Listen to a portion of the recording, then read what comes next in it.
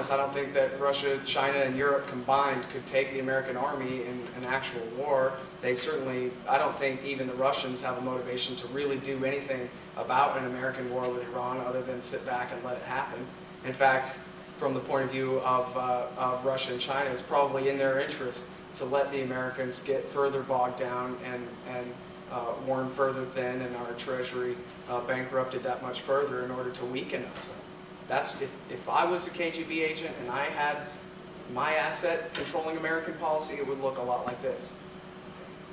So I don't know why they would want to stop us, other than just to sit back and let us destroy ourselves.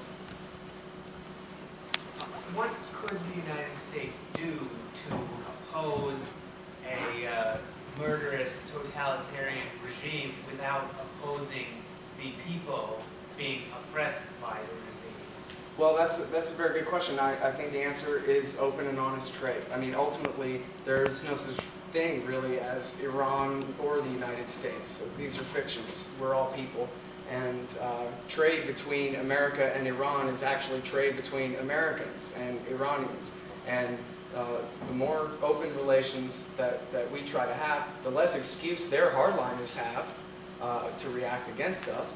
And the more progress toward openness. I mean, frankly, look at China right now. How do you defeat communism in China? Well, you trade with people, you make them rich, and then see if they're going to put up with being treated like a communist serf. They won't. And that's really what's happening in China. More and more property rights are being protected, more and more individual rights are being protected, because the Communist Party's strength really hasn't decreased, but the power of the people of China beneath them has certainly grown. And ultimately, the Ayatollahs are doomed. Who wants to be ruled by an Ayatollah? Come on. The shadow government behind the United States government, call them what you will, Bilderberg Group, Council on Foreign Relations, whatever you want to call it, one of their common MOs is to use false flag terror, U.S. Liberty, Gulf of Tonkin, and 9/11, in my opinion, which I believe to be bad. I was wondering what your thoughts were on the possibility or the plausibility of the United States or the people behind the military-industrial complex or the individuals, criminal elements within the United States using false flag terror as a way to provide a pretext for an invasion of Iran. I actually think at this point that that's not very likely, simply because you, me, and everybody else is sitting here waiting for it. Even, the episode with the boat, well, the one last Friday wasn't that big, but the bigger episode with the boats a month or so ago where they claimed that, they were dropping boxes to simulate they could be mining us or whatever, that kind of thing. They apparently took a look at that and said, no, this isn't even quite good enough to seize on as a pretext. I think that if they tried to fake it, they would just be caught, and they know better. It's the same reason that they didn't plant a warehouse full of VX gas in Iraq. There are just too many soldiers, too many intelligence agents with too many flapping gums for something like that to be pulled off. So what do you think Cheney's motivation is for causing all these problems? Is it because he wants Halliburton to have like a monopoly on oil, or, I mean...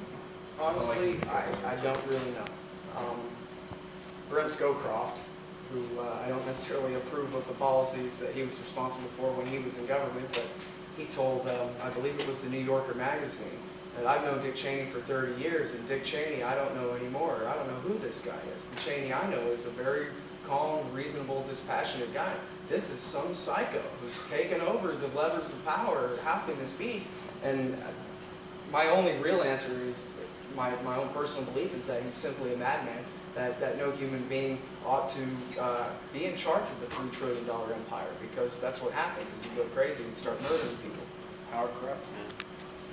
I saw Scott Ritter on Democracy Now! Today saying that what he thought might happen, what he was afraid would happen, was that a faction of the Iranian army would be declared a terrorist group, and that would be used as an excuse to strike the headquarters of that faction or whatever. Do you have any information about that?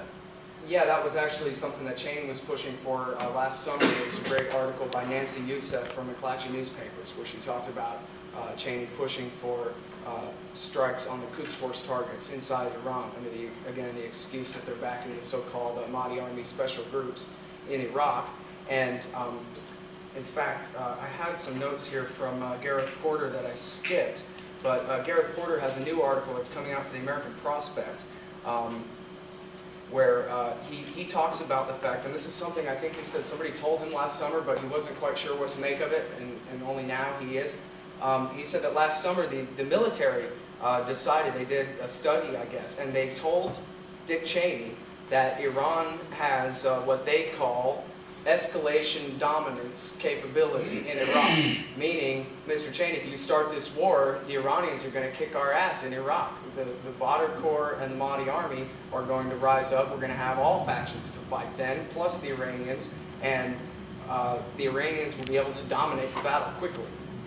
Escalation dominance. So Cheney then decided, this was after the McClatchy story, that he wanted to strike the Quds Force targets.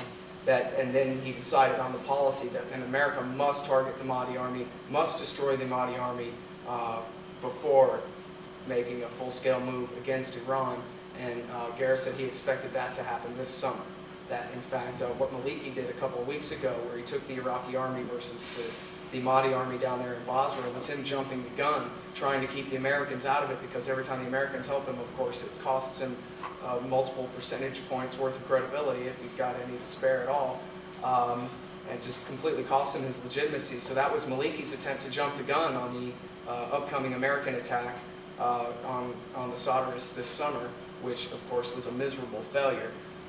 And I don't know if I don't have any reason to believe that any American renewing of an American war against Saddam this summer would be any more successful than what the defeat the Badr Corps suffered a couple of weeks ago. When the Americans fought the Mahdi Army in 2004, in April and August of 2004, they fought to a standstill, the battles of Najaf, and Sadr survived, and the American Marines withdrew, because they couldn't win without just dropping Moabs on the whole city and blowing up all the holy shrine of Ali and all that, and so they just left. Well, the Mahdi Army's 4 or 5 times the size now than it was in the summer of 2004. So, I really think that to a great degree our leaders are dealing just in fantasy. George Bush came out and said, this is a defining moment in the history of Iraq. Everybody watch as the Maliki government kicks Muqtada al-Sadr's butt. The whole thing was over in a day and it went the other way. So, What do you see in the future of Afghanistan as far as actions? Humiliating defeat and withdrawal. Afghanistan is where empires go to die. This is where Alexander the Great's adventure in world conquest ended. Well, he went a little further, but it was Afghanistan that really did the trick. And I wish I could remember the guy's name. There's a great story about how the Afghans let one Brit live to cross the gap into Pakistan, just to report what had happened to them. They let one British soldier live and escape from Afghanistan back when their empire tried. This is why bin Laden did the 9/11 attack. It was to provoke America into invading Afghanistan, where then he believed he could recreate the war against the Russians from the 1980s, bog us down, bleed us dry, and force our empire to collapse. And, well, we obliged him, and then we went one better and invaded Iraq as well. Yeah, I'm glad you just mentioned the Afghanistan in the 1980s. I joined the Army in '82 when Reagan was in office. And I can remember that the Islamic fundamentalists, they were the freedom fighters. In the early '80s, I trained with Arab soldiers in America at the Hortons. A lot of the equipment being shot at our guys. We gave to them. Remember, at one time, Iraq was an ally of ours. But I want to make another suggestion as to what might be another motivator. And I don't hear a lot of this in the mainstream, or not even the left press a lot. It's oil. Why did we overthrow the Iranian government in '53? Oil. Why were we so mad in 1979 when the students took it back? Loss of oil. Why are we in Iraq? Well, obviously, it's not for democracy. We obviously don't give a damn